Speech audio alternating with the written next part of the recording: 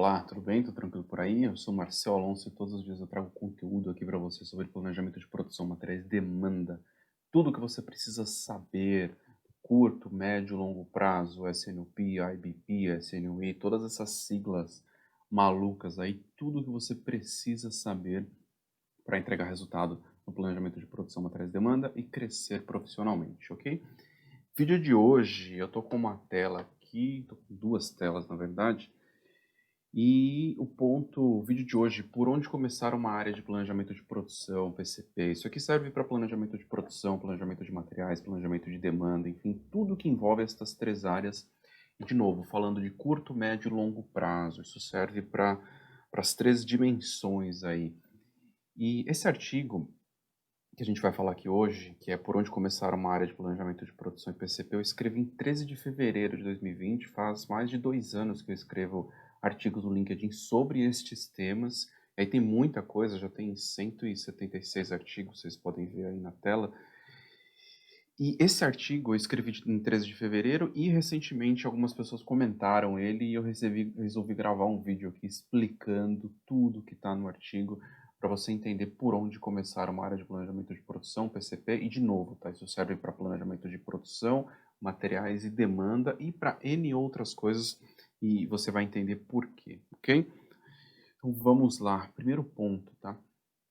Eu vou pegar os tópicos aqui do artigo para a gente poder. Eu vou seguir o artigo exatamente da forma que ele está escrito aqui e vou gravando, explicando para você, porque assim fica mais fácil. E aí, se você quiser consultar o material escrito, é só entrar no LinkedIn, o artigo está lá, é só procurar o artigo ou digitar no Google exatamente o que está no título do artigo aqui, ó, por onde começar uma área de planejamento de produção PCP, coloca meu nome, Marcelo Alonso, provavelmente você vai encontrar esse artigo direto lá no Google.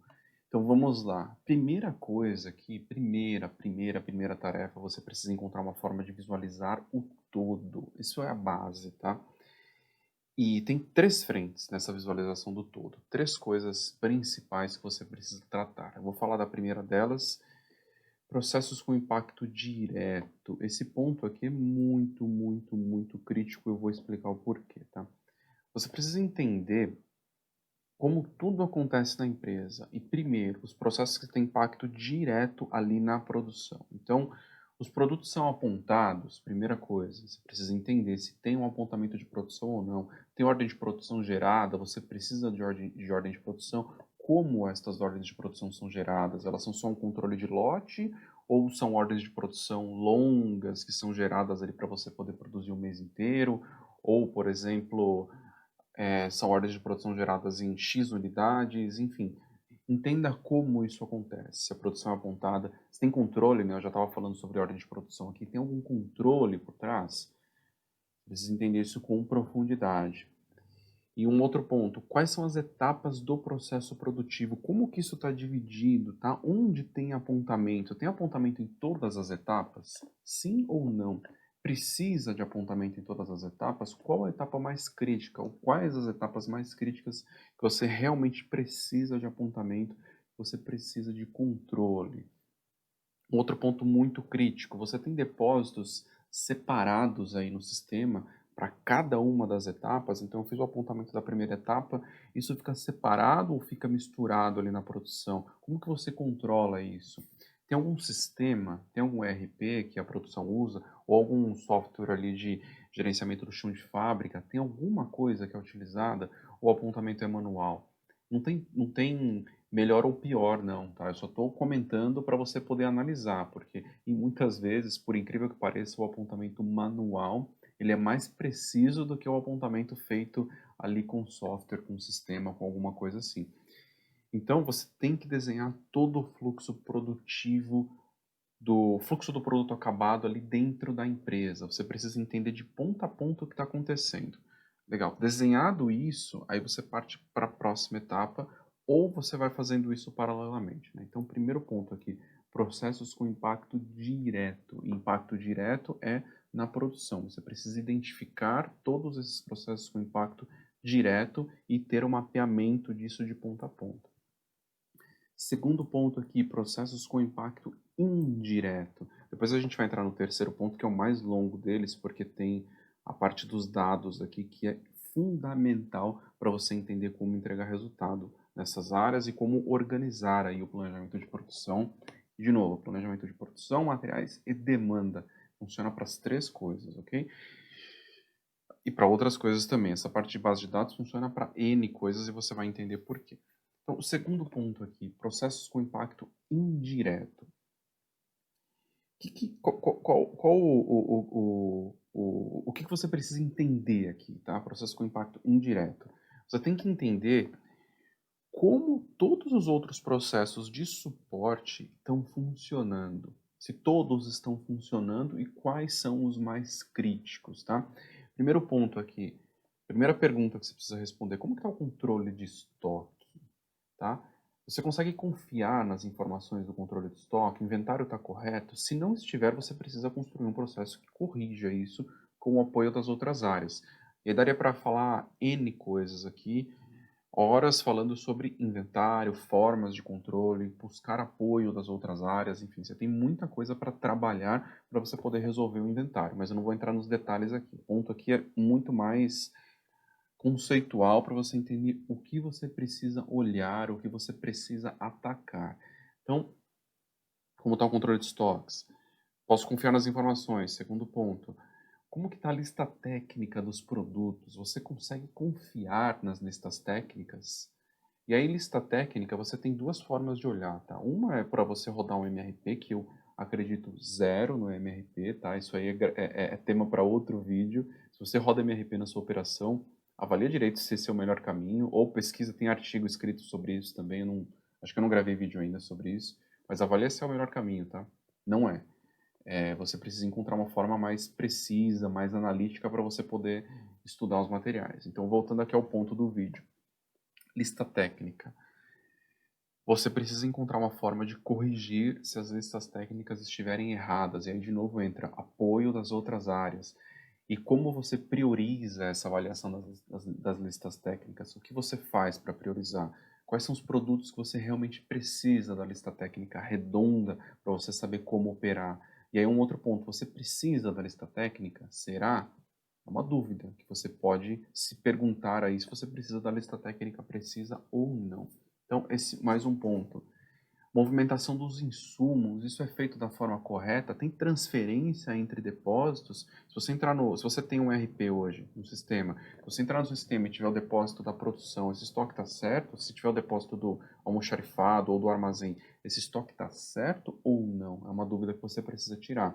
E a movimentação entre esses dois armazéns é feita corretamente ou não é? Planejamento de produção ou materiais, ou não, planejamento de demanda não necessariamente, tá? Mas planejamento de produção e materiais é impactado diretamente por esse tipo de problema em processos.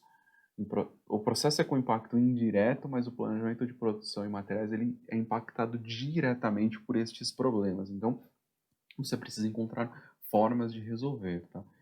E que é exatamente o que estava escrito aqui. Você precisa encontrar, precisa garantir que os processos que rodam paralelos ao planejamento e controle de produção estejam redondos ou o mais próximo ali do perfeito, tá? Não vai estar 100% perfeito, não tem como, mas você precisa encontrar uma forma de deixar esses processos redondos e tem N formas de controlar. Eu não vou entrar nos detalhes aqui, mas você precisa pensar nisso, tá? E como eu falei, né, com certeza não vai estar 100% redondo, mas você vai ter que encontrar uma forma de pegar ali exatamente os pontos que os processos precisam estar redondos para o seu planejamento e controle de produção ou planejamento e controle de materiais funcionar corretamente, tá?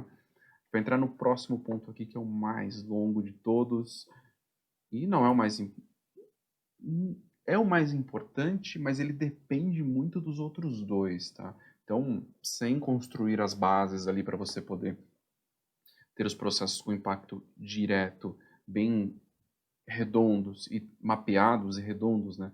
E os processos com impacto indireto também mapeados e redondos, você não consegue fazer essa terceira parte aqui. Então, vamos entrar na terceira parte, que é super importante. Deixa eu só tomar um café, que eu gravo esses vídeos bem cedo, que é o único horário que eu tenho. disponível para trazer aqui o conteúdo para vocês. Então vamos lá, dados, tá? Que é a terceira parte aqui. Você precisa organizar os dados em uma base com linha e coluna. Isso pode parecer simples, mas você vai entender. Dependendo do porte da empresa, você vai ter que separar isso em 5 bases ou mais. E você vai entender por quê. E aí, de novo, linha e coluna, uma análise, uma fotografia do seu portfólio de produtos, por exemplo, a gente vai entrar em base de portfólio aqui, uma fotografia do seu portfólio de produto e um entendimento do histórico para você poder tomar a decisão correta. Construção de bases é fundamental. É assim que as principais consultorias do mundo entregam resultado. Ah, como que elas fazem? Mapeamento de processos, conversam com as principais áreas que participam do processo, entendem o que está acontecendo, constroem uma base de dados, linha e coluna, para poder se aprofundar nos números e propor as soluções. Não tem como resolver os problemas do planejamento de produção, materiais ou demanda sem construir uma base de dados com linha e coluna. Quando a gente olha para a demanda, naturalmente, os profissionais que trabalham com demanda já têm esse conhecimento, porque uma empresa que chega no ponto de precisar olhar a demanda, ela já está madura o suficiente para entender que uma base de dados com linha e coluna é necessária para poder tomar as decisões corretas. E, além disso, de novo, isso pode parecer simples, mas tem um ponto super importante que é como você organiza isso de uma forma que entregue resultado. E como você faz para atualizar isso com frequência, de uma forma que entregue resultado? O resultado que vai fazer você crescer e se desenvolver profissionalmente. Então, base de dados com linha e coluna, fundamental. E a gente vai entrar na quebra aqui das bases de dados só para você entender onde é possível chegar. Então, a primeira base aqui, base de portfólio. Pense o seguinte, você precisa ter uma visão do todo, tá? De todos os seus produtos. E como eu falei, isso serve para planejamento de materiais também. Então, essa base de portfólio... Ah, eu coloquei base de materiais ali embaixo, tá? Eu vou falar da base de materiais depois. Na base de portfólio, vamos focar em produtos, tá? Você precisa ter uma visão de todos os seus produtos. Todos, todos, todos. Aqui entra código, descrição, família, classificação, política de estoque, data de lançamento do produto, validade média ali, tem um prazo de validade, né? Mas a validade média, por exemplo, do seu estoque ou a validade do produto em si, venda por mês, estoque, enfim, várias informações para que você tenha uma visão do todo e consiga entender o seu portfólio de produto. Tá? Você precisa entender o que está acontecendo com o seu portfólio de produtos, como ele está construído, como você visualiza isso. Deixa eu ver como que eu tinha construído aqui o artigo. Tá, base de portfólio. Eu vou focar na base de portfólio aqui. Então, como você visualiza isso? Como que você coloca todas as informações juntas, então você tem uma fotografia ali das características do produto que você está tratando. Junto com isso, você coloca todo o histórico de vendas, por exemplo. E quando a gente fala de histórico de vendas, tem N coisas para avaliar dentro de um histórico de vendas, tá? Dependendo do perfil da empresa, você pode pegar a venda consolidada por mês, você pode pegar a venda por cliente para entender se tem um grande cliente que está comprando, se é, por exemplo, uma operação que atende varejo e atacado. O atacado dá uma porrada de venda e bagunça todo o estoque. Quando isso acontece? Em que momento você teve um desvio porque entrou um pedido de um atacado? Ou, por exemplo, e-commerces, plataformas de e-commerce, que tem grade de produto, tamanhos. Como que você organiza isso? Como que está o estoque da grade, o tamanho P, M, G e GG ali, por exemplo? Tem algum tamanho que está acabando primeiro? Tem algum tamanho que está com mais dificuldade de estoque? Tem algum tamanho que está vendendo mais? Ou, por exemplo, quando você abre o histórico de vendas dia a dia, por quantos dias você ficou sem vender um produto? Isso é porque faltou estoque? Se você não tem o sinal ali dentro da sua plataforma, do seu sistema, ou se você tem um controle manual, você não sabe o período que o produto ficou sem venda, pense o seguinte, você tem um produto que vendia 40 peças por mês, tá? Por exemplo, tá? 40 peças por mês. Em um determinado mês ele vendeu 4. Tem alguma coisa estranha, né? Quando você abre a venda Destas 40 peças ao longo do mês, você vê 2 peças num dia, uma no outro, 3 no outro, nenhuma, 2, uma. Você vê que tem uma venda constante ao longo do mês, e aí, de repente, em um determinado mês do histórico, ele tem uma venda de 4 peças. Alguma coisa aconteceu, provavelmente faltou estoque. Se você não tem a informação da falta de estoque durante um período, você pode pegar de acordo com o histórico de venda, histórico de entrada de pedido. E se faltou estoque naquele período, se você está analisando o histórico, tá? Se você está analisando o histórico para poder tomar uma decisão de produção ou uma decisão de compra de algum material, você vai perder esse período de venda e vai jogar sua média para baixo. Por quê? Porque faltou estoque. Na verdade, essa venda ela existiria se você tivesse estoque disponível. Então, para não alongar muito aqui base de portfólio, tem N coisas que você pode construir quando você tem uma base de portfólio na mão ali, para você poder entender o que está acontecendo com o comportamento dos produtos, ok? E aí vamos lá, próxima base aqui, base de demanda, importantíssima aqui. Eu já falei um pouco sobre venda e eu vou reforçar alguns pontos aqui. O que você coloca na base de demanda, tá? E base de portfólio pode ficar junto, a base de demanda pode ficar junto com a base de portfólio, dependendo do porte da sua empresa, ok? Se for uma empresa muito grande, o ideal é que você tenha a sua base de portfólio separada, o entendimento do portfólio de produtos, e aí a base de portfólio ela sempre vai ser como se fosse um cabeçalho ali das outras bases, tá? Então você vai sempre usar essa base de portfólio como referência para as outras bases que você vai construir, tá? Então, pense base de portfólio e base de demanda, as duas juntas ali para você analisar e entender o que está acontecendo. De novo, eu já falei algumas coisas sobre venda, tá? Então, o que você tem na base de demanda? Informação de venda, de novo, talvez com a abertura dos clientes, regiões, você também pode trabalhar regiões ali dentro da sua base de demanda. De novo, depende do perfil da sua operação. E aqui eu vou colocar um ponto que é muito importante. Você precisa entender que tipo de informação vai ser útil. Não adianta querer abrir, por exemplo, o detalhe das regiões em uma base de demanda, se você não vai usar isso para nada, é só para ver. Se você não vai usar para nada, não abre, não trabalhe dados que você não vai utilizar.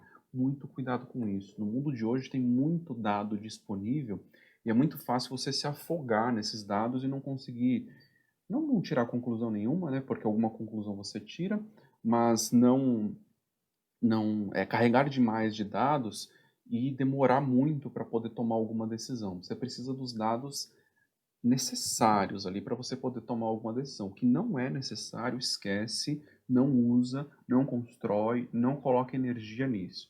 Então, voltando aqui, se região for algo importante, coloca a região também no seu histórico, na sua base de demanda. Perfil de venda dos itens, se é atacado ou varejo, já falei um pouco sobre isso.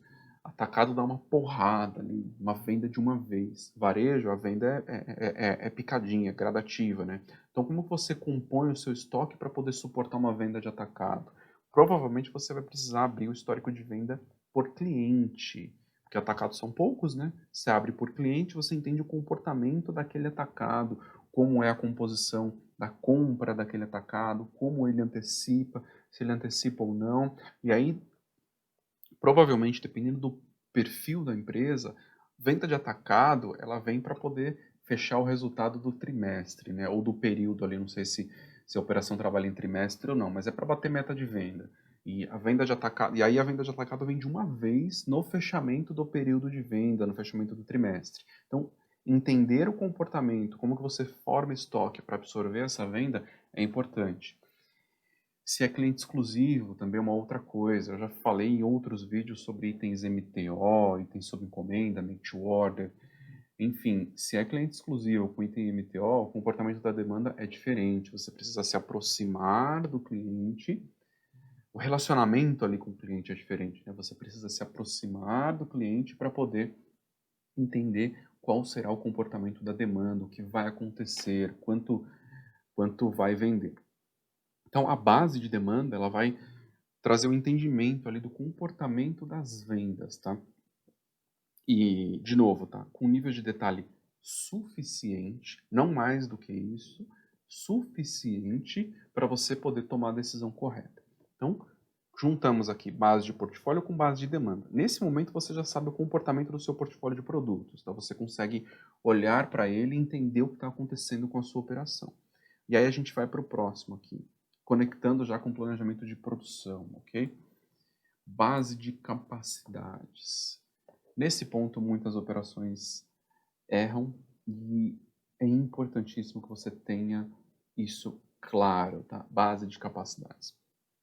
Para que serve a base de capacidades? Tá? Primeiro ponto, você vai entender aqui, óbvio, né? Base de capacidade, capacidade de produção, itens produzidos. Né? Então, você vai entender aqui o comportamento dos itens produzidos. Quando a gente fala de base de capacidades, só deixa eu ver o que eu escrevi aqui. Eu não escrevi, tá? Eu estou consultando aqui para ver se está completo o artigo, mas não está tão completo assim, então eu vou falar aqui. Quando a gente fala de base de capacidades, você precisa, de novo, ó, é um arquivo com linha e coluna, tá? Você pode ter máquinas, ferramentas, produção por hora, eficiência ou OEE, dependendo da sigla de eficiência, da forma que você analisa a eficiência da sua operação, pode ser OEE, nível de perda, que mais? Enfim, tem N, utilização de mão de obra, enfim, você vai construindo ali máquina. Vamos supor que você tenha uma ferramenta que vai em uma máquina, tá? Essa é a condição mais complexa, ok? Então, máquina, ferramenta, o produto correspondente. E aí você pode ter, por exemplo, a mesma máquina, outra ferramenta e outro produto correspondente. A mesma máquina, outra ferramenta, outro produto correspondente. E aí você vai compondo tudo que aquela máquina pode fazer, ok? E aí depois você vai colocando as outras máquinas logo abaixo. E aí você vai construindo uma base para entender a sua capacidade. E aí, legal, você tem essa base. Então você constrói o cabeçalho ali de máquina, ferramenta, produto que vai naquela máquina ou ferramenta, produção por hora, eficiência, enfim, várias outras coisas. Eu vou fazer um parênteses aqui. Provavelmente você tem erros na produção por hora da sua operação. Isso você vai corrigindo gradativamente, ok? De acordo com os itens mais importantes para os menos importantes. Gradativamente você consegue corrigir isso. Não utilize isso como desculpa para não construir uma base de capacidades. Você precisa da base de capacidades para poder entender o que fazer, que decisão você vai tomar no planejamento de produção, olhando para médio e longo prazo, tá? Mais médio prazo ali, 2, 3 meses. E é essa visão de médio prazo que entrega resultado. Sem a visão de médio prazo, você não consegue entregar resultado. Tem que ficar muito claro isso. Para você ter a visão de médio prazo, você precisa da base de capacidades. Então vamos lá, o que você vai ter aqui? Eu já falei, né? Itens produzidos, produção por hora, opções de máquina, já falei também, opções de ferramenta também já falei, eficiência, necessidade de mão de obra. Então, essa base, e aí o que você vai fazer com essa base, tá? Pense o seguinte, você tem base de portfólio, você tem base de demanda, ok? Na base de portfólio, você conectou as duas ali. E nessas duas bases você vai ter o estoque, ok? E o estoque atual conectado com a demanda ali, e você começa a projetar a necessidade de produção. Então você pode quebrar isso por dia, quebrar isso por semana, quebrar isso por mês. Como a gente está falando de médio prazo, você quebra por semana. Então você tem uma demanda ali por exemplo, 8 semanas. Aqui vai acontecer nas próximas 8 semanas. Tem uma demanda por semana e aí você consegue projetar a necessidade de produção por semana. Quando você pega isso e conecta na sua base de capacidades, você já vai saber a necessidade de horas que você tem em cada um dos equipamentos, vai entender onde você tem gargalo, onde você não consegue atender a demanda. Quando você começa a visualizar que você não consegue atender, aí você começa a tomar as ações. E suponha que você tem um problema, um gargalo hoje, tá? Hoje você não consegue atender a demanda. Essa solução de construção de base, ela não resolve o seu problema no curtíssimo prazo ali. É algo que você vai estruturar hoje para começar a resolver os seus problemas gradativamente e depois de 4, 5 ou 6 meses, isso vai estar mais redondo, tá? Então, se você tiver um gargalo hoje, eu diria que em 4 ou 5 meses, ou 6, talvez você resolva esse gargalo quando você começa a ter visualização do médio prazo ali com a base de capacidades. Então você conecta tudo, daí você constrói a visão mês a mês, da necessidade em horas, necessidade de mão de obra e assim por diante, ok? Então vamos lá, base de capacidades. E tem uma infinidade de coisas para olhar na base de capacidades, tá? Eu falei muito rápido aqui, mas tem muita coisa para olhar, como você analisa, como você compõe, como você constrói painéis, como que você projeta, como que você antecipa estoque para poder utilizar a sua produção, como você conecta isso com a projeção de estoque para não sobrecarregar a área de armazenagem, enfim, tem N coisas para você fazer, entregam muito resultado, ok? Só um minuto aqui, então vamos lá. Base de materiais, próximo ponto. Crítico aqui também. Base de materiais. Eu comecei a falar lá no começo do vídeo, tá? Se você está acompanhando até aqui, que ia ficar junto com a base de portfólio, mas depois eu vi que a base de materiais estava no artigo, eu falei de colocar separado. Então, base de materiais. Essa base, ela tem o mesmo formato da base de portfólio, tá? Mas aqui a gente trata de todos os insumos, todos os materiais que são utilizados na produção. Então, material de embalagem, os insumos, matéria-prima, enfim, tudo que é usado na produção. E aqui entra a importância da lista técnica dos produtos. E aí é ou lista técnica ou consumo via baixa ali, baixa por centro de custo, tá? Não sei como a sua operação funciona, mas é importante você ter a saída ali do material. Como ele está sendo levado para a produção, como ele está sendo consumido. Ah, por que você está falando baixa por lista técnica, por centro de custo? Não caia no erro de, por exemplo, colocar fita adesiva dentro da lista técnica para ter o consumo exato da fita adesiva. Esquece, você não vai ter esse consumo exato da fita adesiva. Fita adesiva é um material que você precisa baixar por centro de custo. Então você tem uma quantidade que está estocada ali, conforme essa quantidade for sendo levada para a produção, ela vai sendo baixada por centro de custo e você usa esse input ali da baixa por centro de custo para você poder tomar a decisão de compra. Ah, mas aí eu não consigo comprar exatamente a quantidade que vai ser utilizada. Fita adesiva é um material muito barato para você se preocupar ao extremo. É o tipo de material que quando você faz uma análise na base de materiais, você vai colocar um estoque maior para você não se preocupar com aquele material. E aí você diminui um monte o estoque do item A. Vou inventar valores aqui. Vamos supor que você diminua, você aumente em R$ 10.000 o estoque da fita adesiva, e você não se preocupa com isso, e você diminui em R$ 200.000 o estoque de outros insumos que você vai olhar todos os dias. Então esse investimento aqui de 10 mil no estoque da fita adesiva, ele compensa muito, tá? Então, pensa nisso na forma que você está organizando o planejamento de materiais. Eu fiz um parênteses aqui para falar de fita adesiva, mas e baixa por centro de custo, porque é um ponto super importante. Então, nessa base, como eu falei, você tem que ter a visão da lista técnica dos produtos, porque você vai conectar, ver a demanda ali, e a abertura aqui é muito importante, para ver o que é lista técnica, o que é baixa por centro de custo, enfim. E aqui, você, por exemplo, pode construir estoque de segurança, enfim. Só voltando, tá? Base de materiais. Materiais, informações dos materiais, número de produtos que aquele material... em quantos produtos aquele material vai. São produtos A, são produtos B, são produtos C, enfim. Você precisa construir uma base que traga informações suficientes para você poder analisar o que está acontecendo com os seus materiais. E eu já tinha colocado no artigo aqui, eu não tinha visto, tá?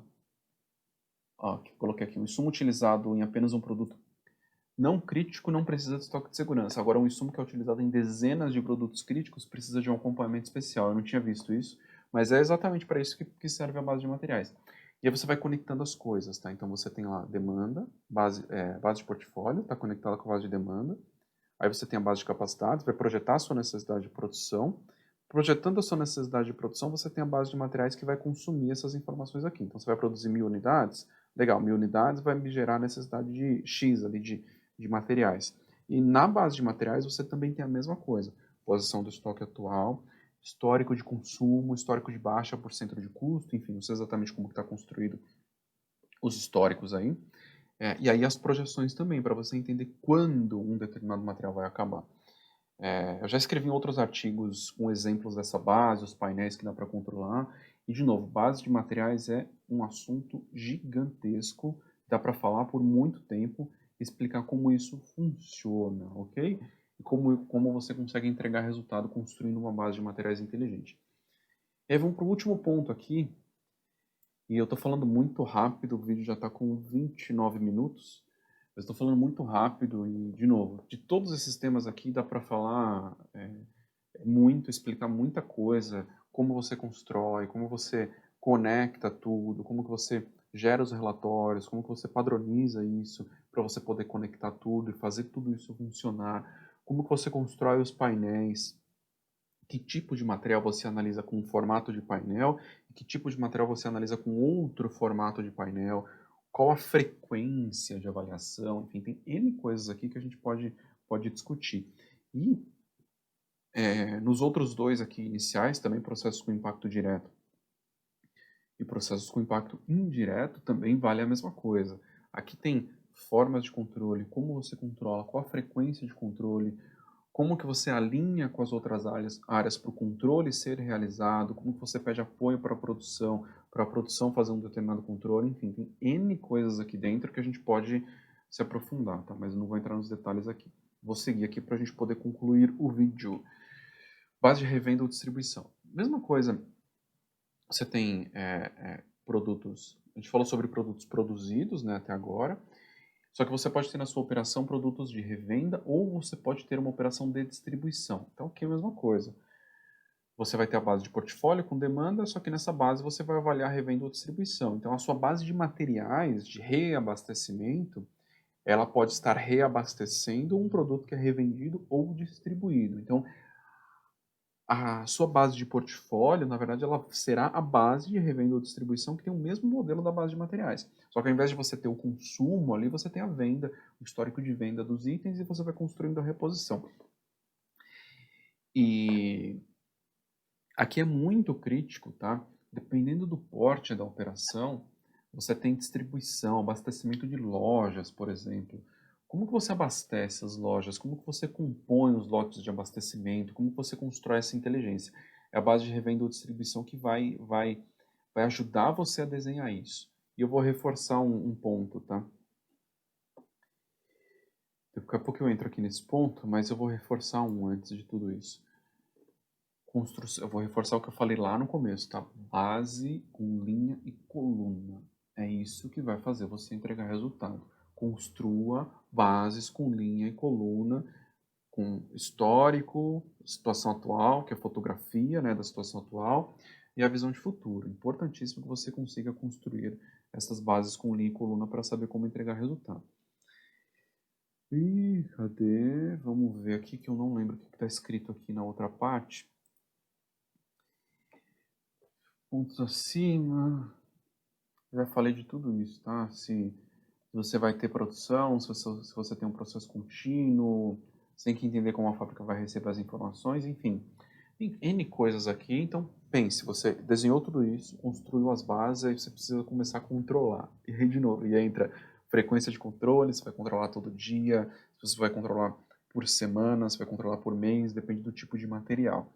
Como eu falei, né? A ideia aqui era do vídeo por onde começar uma área de planejamento de produção PCP, falei de planejamento de materiais também, e é isso, pessoal. Tem muita coisa, dá para falar um monte sobre esse assunto. E acompanhe os próximos vídeos, eu vou entrar em muitos detalhes, estou trazendo conteúdo aqui todos os dias, e eu garanto para você que se você aplicar isso corretamente, óbvio que não tem os detalhes aqui exatamente como você precisa aplicar, tá? Mas se você pegar esse conceito e aplicar corretamente, eu garanto você tem uma área redonda de planejamento de produção, planejamento de materiais e planejamento de demanda. É isso que constrói uma área assim. E você pode estar pensando, ah, mas eu tenho um ERP que faz tudo isso. Errado. É, se você não construir as bases para entender o comportamento do produto e pegar a informação correta para parametrizar o seu ERP com os estoques corretos, os lotes corretos, você não vai ter um planejamento de qualidade. Então você precisa de bases com linha e coluna sendo avaliadas com frequência para você poder alimentar o seu ERP, ok? Vou ficando por aqui, esse foi o vídeo não o vídeo de hoje, né, porque tem outro vídeo que eu vou postar hoje também, mas esse foi mais um vídeo falando de um tema muito importante, muito crítico para o seu desenvolvimento profissional, ok? Eu vou ficando por aqui, um abraço e até o próximo vídeo. Tchau, tchau.